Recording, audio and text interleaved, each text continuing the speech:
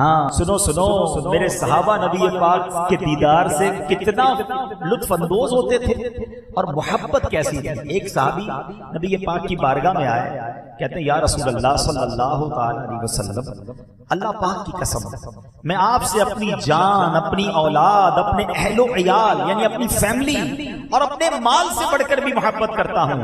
آپ کی بارگاہ میں حاضری نہ ہو جائے, میں حاضری نہ دے پاتا ہوں, نہیں ہوتی تو حضور میں ایسا لگتا ہے مر جاؤں گا, آپ کا دیدار نہیں ملتا تو میں تڑپنے لگتا ہوں. یہ عرض کر کے وہ انصاری صحابی رونے لگے. غم خار آقا, امت کے مددگار آقا صلی اللہ تعالی علیہ وسلم نے فرمایا روتے کیوں ہو؟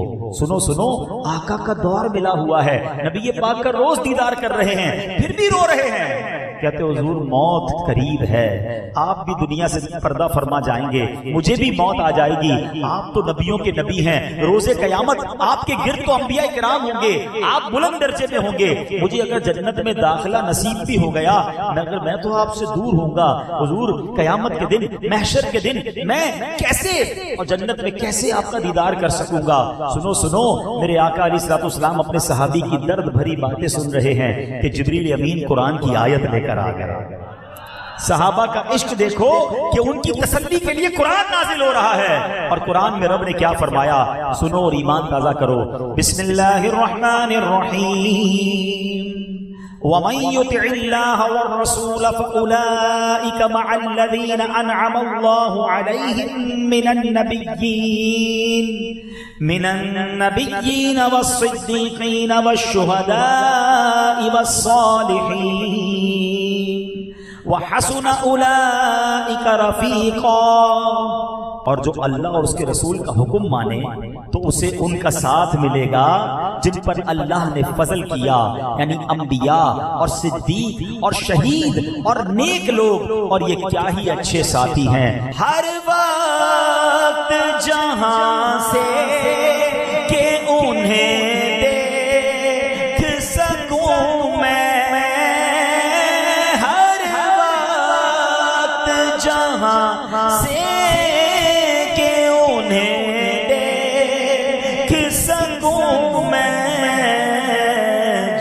جنت میں مجھے ایسی جگہ پیارے خدا دے, جنت میں مجھے ایسی جگہ پیارے. موت کی سختی, موت کا جھٹکا, موت کی تکلیف کے بارے میں بہت سنا ہے, مگر سنو میرے پیر و مرشد لکھتے ہیں اگر موت کے وقت نبی پاک کا دیدار ہو جائے نا تو پھر یہ تکلیف نہیں رہے گی. کیا پیاری التجا ہے, مل کر سکرات میں گر روح محمد پہ نظر ہو, ہر موت کا جھٹکا بھی مجھے تو مزہ دے, ہر موت کا جھٹکا بھی مجھے تو مزہ دے. پیارے اسلامی بھائی یقین جانے حسن مصطفیٰ نرالا حسن ہے. دنیا کی حسین سے حسین شے ہو, آدمی اسے دیکھتا رہے, ایک بار دیکھے گا, دو بار دیکھے گا, 1000 بار دیکھے گا, ایک وقت تو آئے گا نا کہ دل دیکھنے سے بھر جائے گا. مگر رسول انور شاہ بحر و بر صلی اللہ علیہ وسلم کا رخ پر نور, چہرہ مبارک ایسا حسین ہے اس حسن کو دیکھنے سے دل نہیں بھرتا. جو ایک بار دیکھ لے بار بار دیکھنے کی خواہش ہوتی ہے, جو بار بار دیکھے اس کی بھی پیاس نہیں بجھتی. ذرا دیکھے نا, صحابہ تو صبح شام نبی پاک کا دیدار کرتے تھے, پھر بھی یہی چاہتے تھے کہ بس رخ انور کو دیکھتے رہیں, یہ جلوہ کبھی آنکھوں سے اوجھل نہ ہو.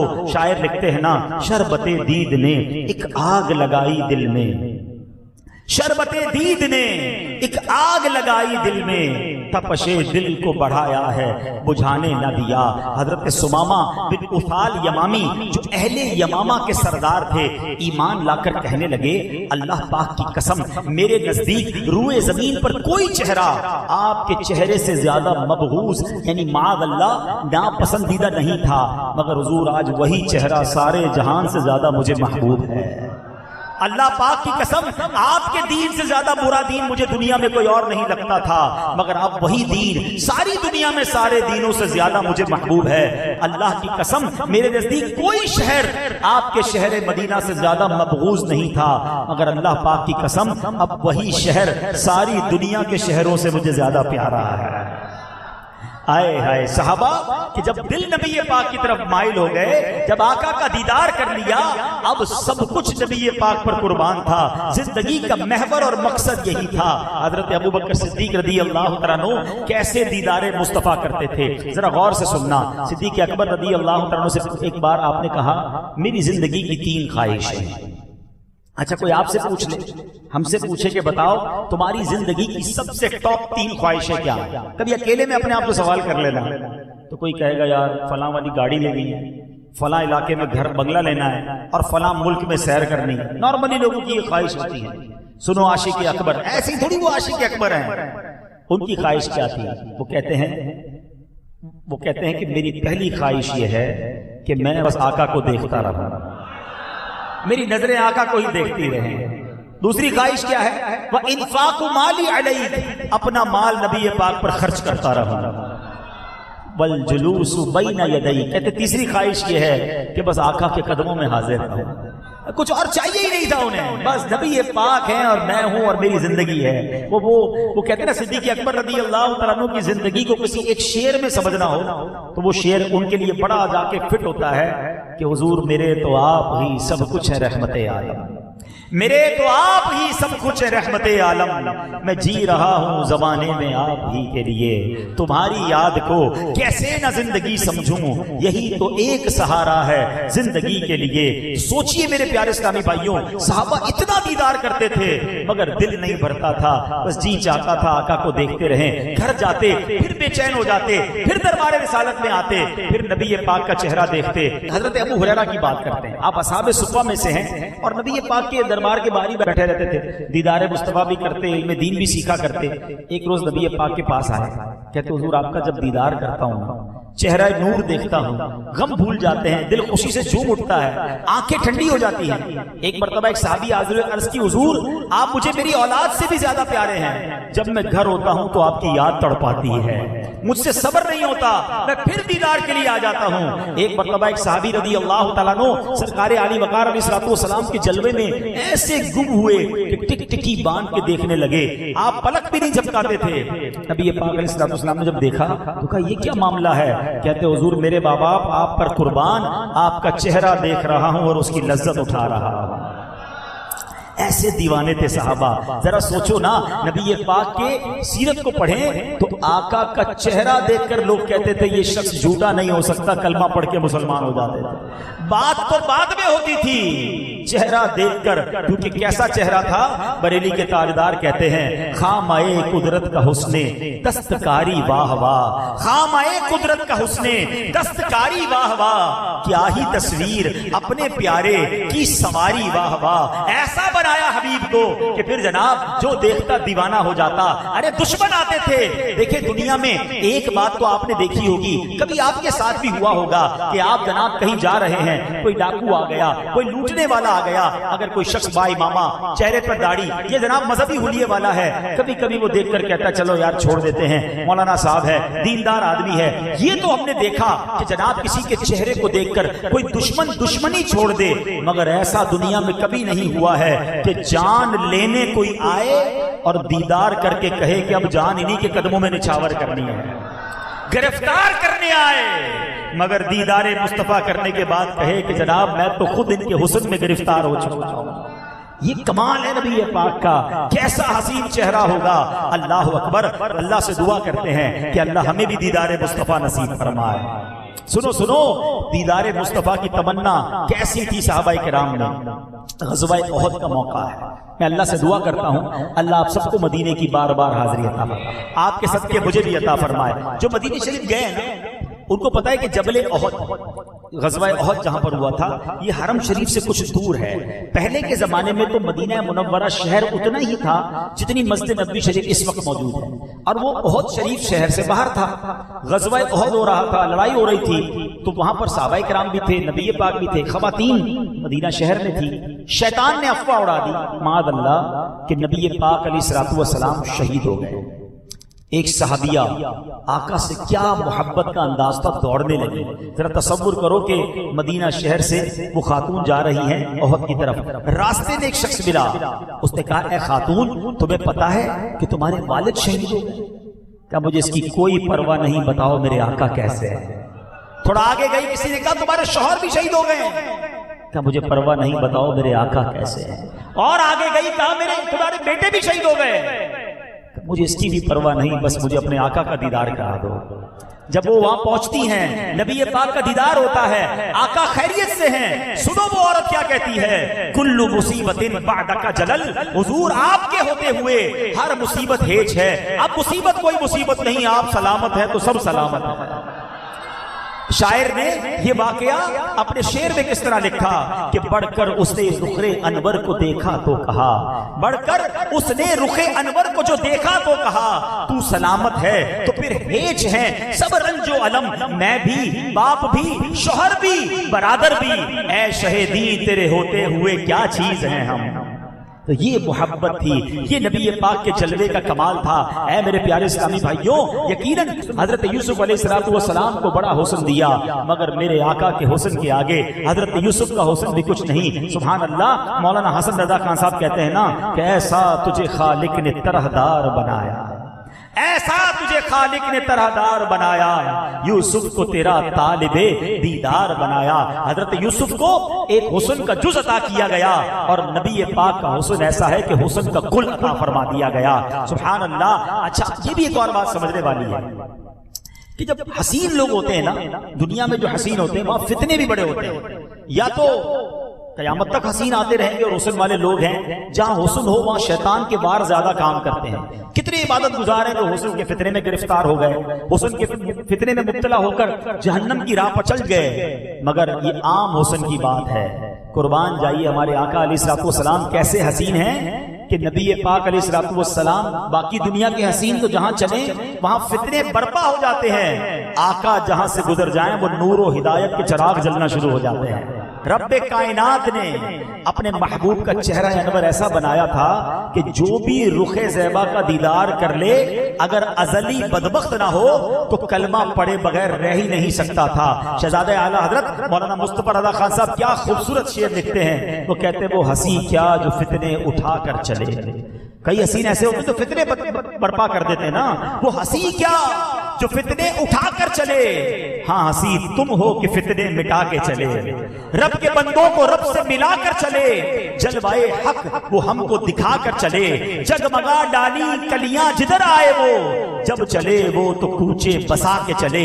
کیسا تاریخ دنیا کو چمکا دیا، سارے عالم میں کیسی ضیا کر چلے. سبحان اللہ. اے میرے پیارے اور محترم اسلامی بھائیوں، نبی پاک علیہ الصلوۃ والسلام کہ کس کمال کی بات کریں. ہمارے آقا و مولا مکی مدنی مصطفیٰ صلی اللہ علیہ وسلم بے مثل و بے مثال تھے.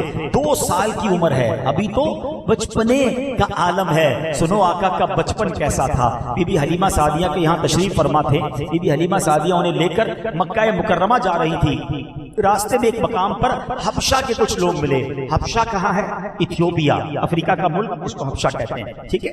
حبشہ کے کچھ لوگ ملے، ان کی جگہ ان کی نگاہیں جب رخ مصطفیٰ پر پڑی تو دیکھتے رہ گئے. راوی کہتے ہیں کہ حبشہ کے لوگ ٹک ٹکی باندھ کر 2 سال کے خوبصورت نورانی چہرے والے مدنی منع کو دیکھ رہے ہیں. اور پھر کیا کہتے ہیں؟ بالآخر پکار اٹھے، ہذا واللہ نبی، خدا کی قسم یہ اللہ کے نبی ہیں.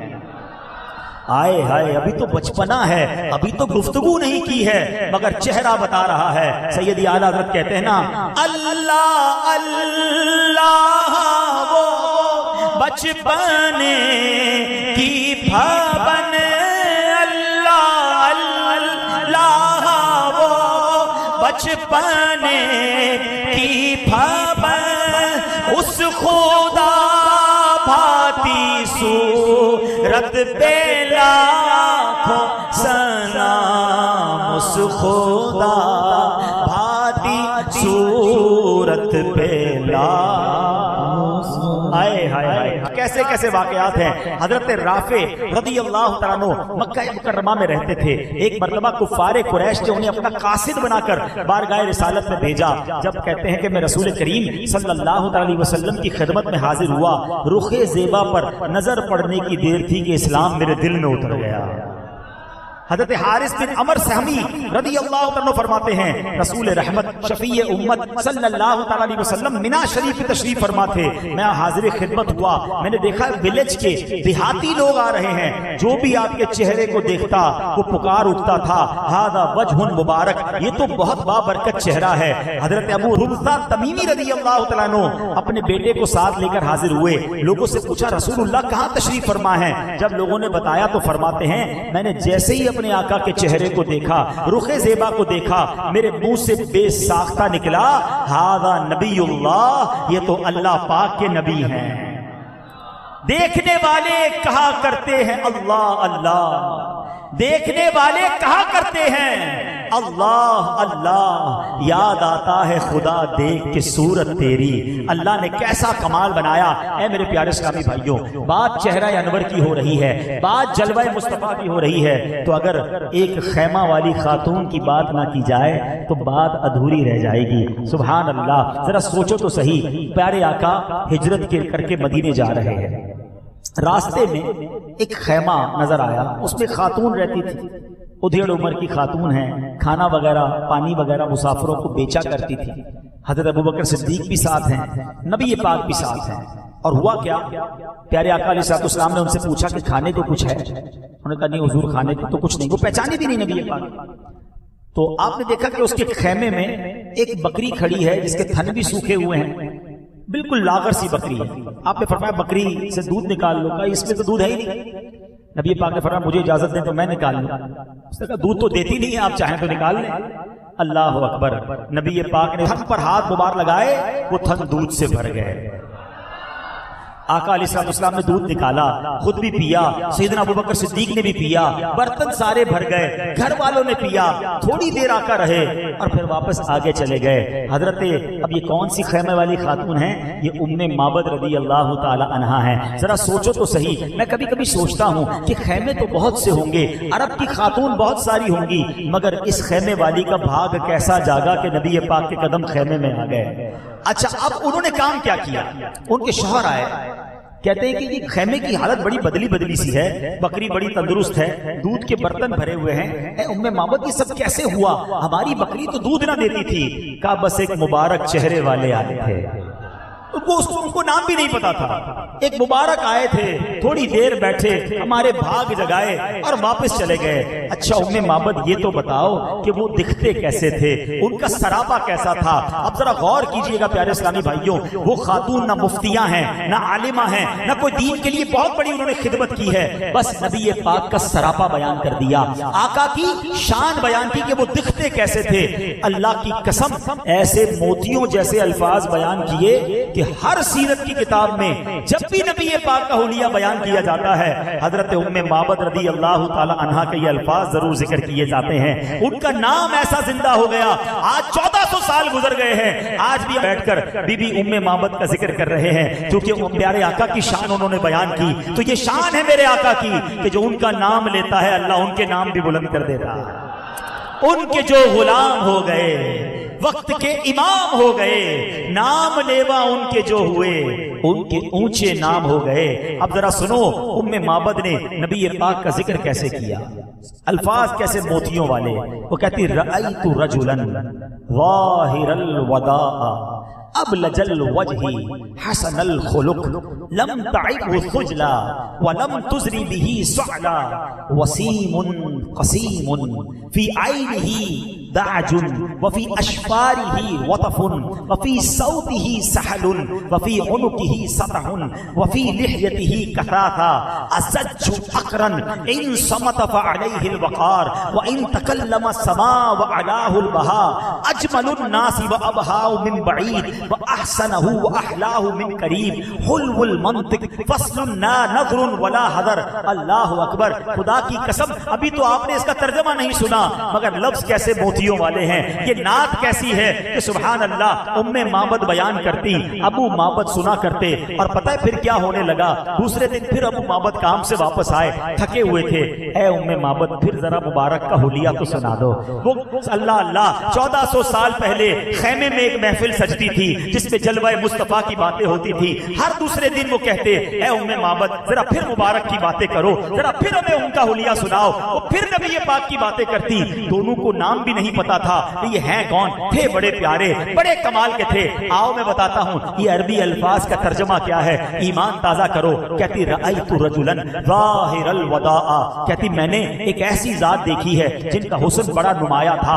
ابلج الوجہ حسن الخلق, کہتی خوبصورت اور بہترین تخلیق ان کی عمدہ ہوئی ہوئی تھی. اب وہ کہتی ہیں لم تعب خجلا ولم تزری به سعلا, کہتی ہیں کہ وہ ان کی ذات میں نہ تو پیٹ بڑا ہونے کا عیب تھا نہ ہی بالکل دبلا پتلا ہونے کا نقص تھا. پھر کہتی ہیں وسیم قسیم, اللہ اکبر, کہتی بڑے حسین تھے, انتہائی خوبصورت تھے. اب سنو کہتی بتاؤں ان کی آنکھیں کیسی تھی. فی عینیہ تعجب وفی اشفارہ وطف, کہتی ہیں کہ ان کی آنکھیں بڑی خوبصورت تھی, سیاہ تھی, اور پلکیں بڑی لمبی تھی, بہت خوبصورت پلکیں تھی. آگے سنو وہ کہتی وفی عنقہ سطح, ان کی گردن بڑی چمکدار تھی. پھر وفی لحیتہ کثاثا, ان کی داڑھی جو ہے وہ بڑی گھنی تھی. وہ کہتی اجمل الناس وابہاء من بعید, دور سے دیکھتے تھے تو سب سے زیادہ جمیل نظر آتے تھے. واحلاہ من قریب, اور قریب آتے تو اور خوبصورت نظر آتے تھے. حلو المنطق, باتیں ایسی کرتے تھے جیسے موتی زبان سے جھڑ رہے ہو. فصل لا نظر ولا حذر, اللہ اکبر, کہتی ان کے الفاظ موتیوں کی طرح تھے. ان صمت فعلیہ الوقار, جب خاموش ہوتے تھے نا بہت وقار والے دکھتے تھے. وان تکلم سماء وعلاه البهاء, اور جب بات کرتے تھے تو بات ایسی کمال کی تھی, اتنی خوبصورت تھی کہ جب میرے آقا گفتگو فرماتے تو ان کی آواز میں ایک گونج تھی, ایک آج ہم کہتے ہیں ایکو ساؤنڈ. نبی پاک کی آواز میں ایک ایکو ساؤنڈ تھا. اللہ اکبر. یہ حلیہ وہ بیان کرتی تھی اور دونوں میاں بیوی نبی پاک کی باتیں کرتے تھے. کچھ عرصے کے بعد مدینے آئے تو پتا چلا یہ تو اللہ کے آخری نبی ہیں, انہوں نے اسلام کی دعوت دینی ہے. آپ گئے اور کلمہ پڑھ کر میاں بیوی سرکار کے بارگاہ میں مسلمان ہو گئے, صحابی کا درجہ پا لیا. مگر میں بتانا یہ چاہ رہا ہوں کہ ایک ایک نبی کا صحابی جو ہے کس قدر نبی پاک سے محبت کرتے, اور چہرہ مصطفیٰ کی تو کیا شان ہے. بس آج پھر ہم اللہ سے دعا کرتے ہیں کہ اے رب کریم جو سعادت تو نے صحابہ کرام کو عطا فرمائی, اے رب کریم تیرے دربار میں ہم بھی التجا کرتے ہیں کہ ہمیں بھی نبی پاک کا دیدار نصیب فرما. اچھا اب ذرا غور کیجئے گا, بڑی کمال کی بات. عبادتیں بہت ساری ہیں, نماز بھی عبادت ہے, نماز پڑھنا عبادت ہے, ٹھیک ہے, روزہ رکھنا بھی عبادت ہے, تلاوت کرنا بھی عبادت ہے, حج و عمرہ کرنا بھی عبادت ہے. عبادت کی بہت ساری قسمیں ہیں, مگر سنو دیدار مصطفیٰ وہ نرالی اور یکتا عبادت ہے کہ رب کائنات نے جو اثر اس عبادت میں رکھا ہے وہ کسی میں نہیں رکھا. کیسے؟ اب کوئی نماز پڑھتا ہے ثواب ملتا ہے, روزہ رکھتا ہے ثواب ملتا ہے, تلاوت کرے ثواب ملتا ہے, حج و عمرہ کرے ثواب ملتا ہے, اللہ قبول فرما لے عبادتوں کو تو ثواب ملتا ہے. لیکن غور کرو دیدار مصطفیٰ وہ عبادت ہے کہ جو لمحہ بھر کے لیے یہ سعادت عبادت کر لے ایمان کی حالت میں, اس کا انتقال ایمان پر ہو جائے تو وہ صحابی بن جاتا ہے. یعنی یہ وہ عبادت ہے جو صحابی بنانے والی ہے. ہاں اب ذرا غور کریں, سنا ہوگا واقعات, کئی صحابہ ایسے تھے جو دوران جنگ ایمان لائے. ایک شخص کے بارے میں آتا ہے غزوہ چھڑا ہوا, اس کے ہاتھ میں کھجوریں ہیں. نبی پاک سے کہتے ہیں اگر میں ایمان لے آؤں اور شہید ہو جاؤں تو مجھے کیا جنت ملے گی؟ آقا نے فرمایا ہاں تمہیں بھی جنت ملے گی. کھجوریں سائیڈ پہ رکھی, ایمان لائے اور جا کر غزوے میں شہید ہو گئے. اللہ اکبر. ایک سجدہ نہیں کیا, ایک نماز نہیں پڑھی, ایک روزہ نہیں رکھا. کون سی عبادت کی تھی؟ دیدار مصطفیٰ کی عبادت کی تھی. کیا بن گئے؟ صحابی بن گئے. ساری زندگی روزہ رکھنے والے اولیاء کرام ہم نے سیرت پڑھا ہے. 40 سال تک عشاء کے وضو سے فجر پڑھی. اولیاء کرام کی سیرت میں پڑھا کہ ساری رات قرآن پاک کی تلاوت 15 سال تک کرتے رہے. مگر پوری دنیا کا کوئی غوث، کوئی کتب، کوئی ابدال کسی صحابی کے مرتبے کو نہیں پہنچ سکتا. ایسا کیا کیا صحابی نے کہ یہ ساری عبادتیں ایک طرف اور وہ عبادت ایک طرف؟ کیونکہ انہوں نے نبی پاک کا دیدار کیا تھا. اللہ نے انہیں یہ موقع عطا فرمایا کہ ایمان کی حالت میں دیکھا، ایمان کی حالت میں مثال ہو گیا، تو اس مرتبے پر پہنچ گئے کہ سبحان اللہ، قیامت تک آنے والے اولیاء کرام کسی صحابی کے اس مرتبے پر نہیں پہنچ سکتے. معاذ اللہ ثم معاذ اللہ. کچھ لوگ صحابہ کے بارے میں بری باتیں کرتے ہیں اور انگلیاں اٹھاتے ہیں، بلکہ کچھ نادان تو یہ کہتے ہیں کہ فلاں صحابی کو کوئی بھی فضیلت نہیں ہے. ارے ان کو عقل کے ناخن لینے چاہیے. غور کرو، کیا حالت ایمان میں رخ مصطفیٰ کا دیدار کرنا کوئی کم فضیلت ہے؟ اور صحابہ کرام علیہ رضوان کی شان دیکھو. اللہ کریم قرآن میں فرماتا ہے وَكُلًّا وَعَدَ اللَّهُ الْحُسْنَى، اور اللہ نے سب سے بھلائی کا وعدہ فرما لیا ہے. اللہ اکبر، ان سب سے رب نے جنت کا وعدہ فرمایا ہے. دعوت اسلامی والے ایسے ہی نعرہ نہیں لگاتے. ہر صحابی نبی جنتی، ہر صحابی نبی، 4 یارانے نبی جنتی جنتی، سب صحابیات بھی جنتی جنتی، حضرت صدیق بھی جنتی جنتی، فاطمہ اور علی جنتی جنتی، عمر فاروق بھی جنتی جنتی، عثمان غنی جنتی جنتی، ہے، حسن حسین بھی جنتی جنتی، والدین نبی جنتی جنتی، ہر زوجہ نبی جنتی جنتی، اور ابو سفیان بھی جنتی جنتی، ہے، معاویہ بھی جنتی جنتی. ہائے ہائے، یہ جنتی کیوں بن گئے؟ آقا کا دیدار کی. میں ایک جملہ یاد آ گیا مجھے. اللہ آپ کو پھر دعا دیتا ہوں، اللہ آپ کو اور آپ کے صدقے مجھے بھی مدینے کی حاضری عطا فرمائے. ایک بزرگ نے ایک بات کہی، یقین کریں مدینے جاتے ہو نا، اللہ کرے کہ یہ ذوق شوق کے ساتھ حاضری ملے. وہ کہتے ہیں پتہ ہے کدھر آئے ہو؟ مدینے آئے ہو نا.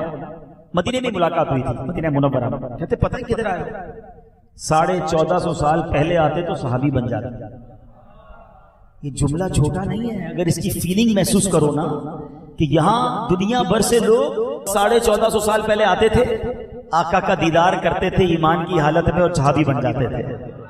ہائے ہائے ہائے. انشاءاللہ ہم رب سے دعا کرتے ہیں کہ رب کریم ہمیں بھی نبی پاک کا دیدار نصیب فرما. ارے دیدار کی فضیلت تو سنو. صحابی رسول حضرت جابر رضی اللہ تعالیٰ سے روایت ہے، اللہ پاک کے آخری نبی رسول ہاشمی مکی مدنی محمد عربی صلی اللہ تعالیٰ علیہ وسلم نے فرمایا لا تمس النار مسلمن رآنی او رآ من رآنی. جس مسلمان نے مجھے دیکھا یا مجھے دیکھنے والے یعنی صحابی کو دیکھا، اسے جہنم کی آگ نہ چھوئے گی.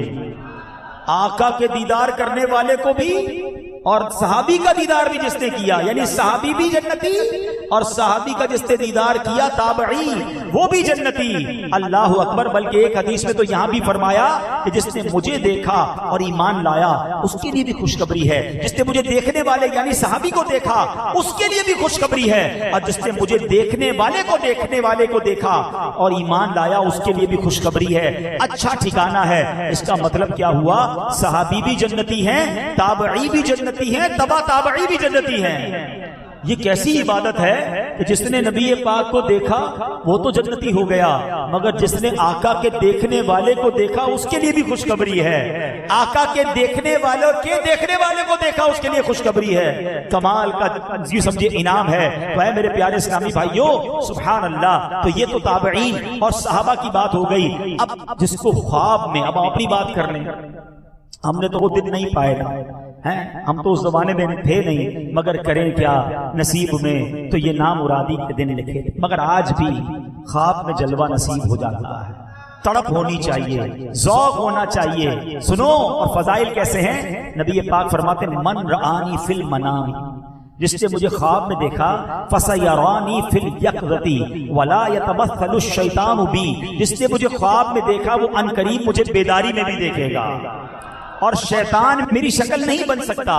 مفسر قرآن حضرت حکیم الامت مفتی احمد یار خان نعیمی نے اس حدیث پاک کے مختلف معنی بیان کیے.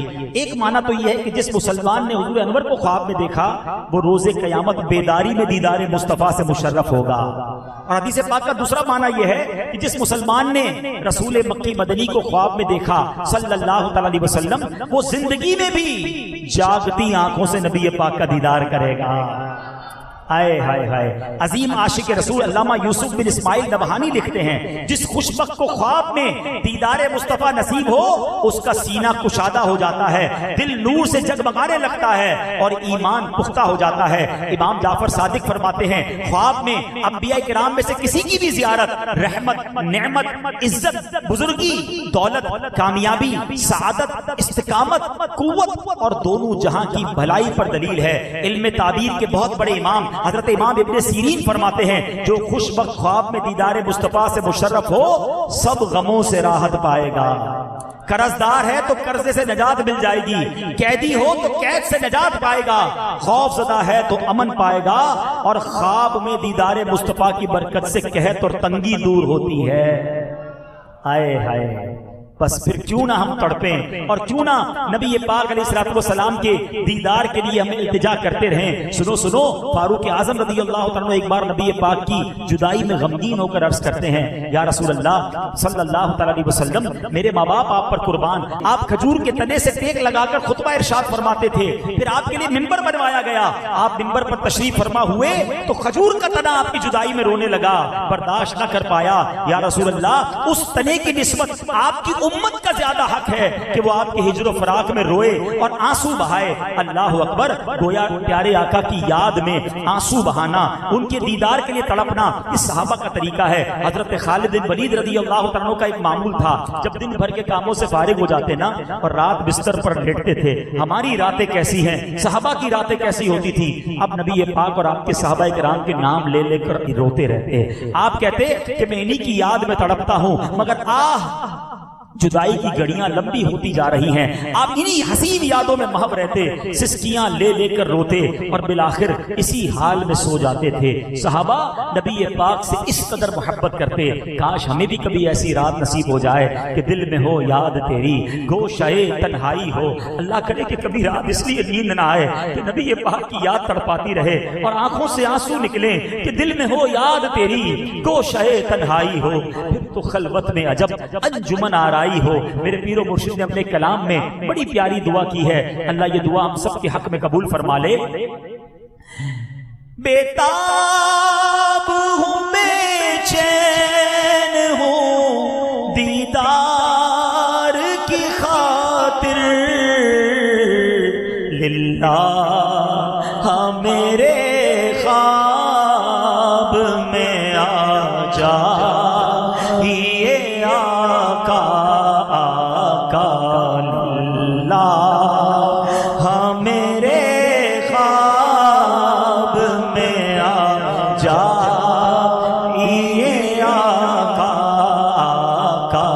قسمت میری چمکائی چمکائی. آؤ اب آپ کو آخر میں ایک وظیفہ بھی بتا دے گا. جس نے دیدار مصطفیٰ کرنا ہے نا, سنو, امیر اہل سنت کی بڑی پیاری عطا کردہ تصنیف ہے مدنی پن سورہ, یہ گھر گھر میں ہونا چاہیے. پیج نمبر 167 پر آپ فرماتے ہیں اللہم صلی علی روح محمد فی الارواح وعلی جسدہ فی الاجساد وعلی قبرہ فی القبور.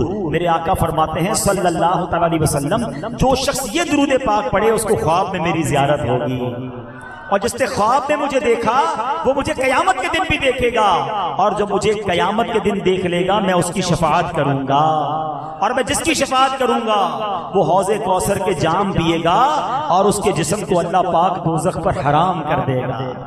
آؤ 3 بار یہ درود پاک پڑھ لیتے ہیں اور کوشش کریں سے یاد کر کے پڑھتے رہا کریں.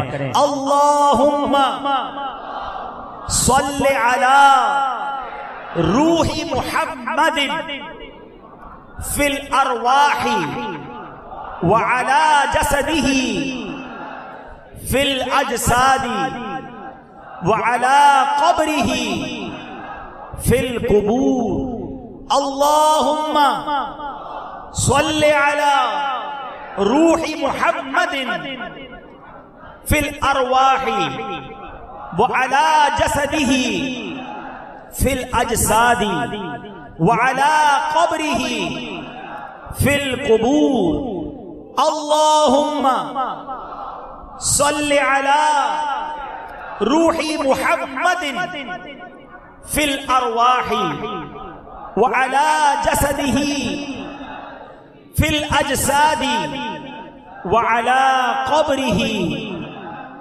فی القبور. ہم نبی پاک کی بارگاہ میں التجا کرتے ہیں کہ حضور دیدار کی بھیک کب بٹے گی، دیدار کی بھیک کب بٹے گی، دیدار کی بھیک کب بٹے گی، منگتا ہے امیدوار کا منگتا ہے امیدوار کا آقا کا سوارا کا منگتا ہے امیدوارا کا. تیری جب کہ دید ہوگی جب میری عید ہوگی، تیری جب کہ دید ہوگی آقا تیری جب کہ دینے والے مدنی مدینے والے. دیدار تو سب چاہتے ہیں لیکن کام بھی تو ایسے کریں جو آنکھیں حرام دیکھ رہی ہیں، جو گندی چیزیں دیکھ رہی ہیں، وہ کیسے تمنا کرتا ہے کہ نبی پاک کا دیدار. آقا ہم سے راضی ہوں گے تو دیدار کروائیں گے. سنتوں پر عمل کریں، درود پاک کی کثرت کریں، نمازوں کی پابندی کریں، حرام کاموں کو چھوڑ دیں اور پھر آقا سے عرض کریں حضور غلام ہوں آپ کا، میں بھی تو امتی ہوں، میں بھی آپ کا کلمہ پڑھنے والا ہوں، حضور بڑا پیار ہے آپ سے، آپ کی نعتیں سنتا ہوں، مگر ایک بار مجھ پر بھی کرم فرمائیے، مجھ گناہگار کو بھی اپنا دیدار کروائیے. تڑپ ہوگی سچی تو ضرور کرم ہوگا. وہ بڑے مہربان ہیں، تم اس کے طرفدار ہو، تم اس کے مددگار، جو تم کو نکمے سے نکما نظر آئے، لگاتے ہو اس کو بھی سینے سے آقا، جو ہوتا نہیں منہ لگانے کے کام. بس آج نیت کریں کہ اب زندگی نبی پاک کی سنتوں کے مطابق گزاریں گے. اللہ کی قسم یہ دعوت اسلامی کا ماحول بڑا پیارا ہے، آقا کی محبت دلوں میں اتارتا ہے، ہمیں دنیا کے نظاروں میں نہیں بلکہ مدینے کے نظاروں میں گما دیتا ہے. تو اس ماحول سے وابستہ رہیں، اللہ پاک ہمیں عمل کرنے کی توفیق عطا فرمائے. آمین بجاہ النبی الامین صلی اللہ تعالی علیہ وسلم.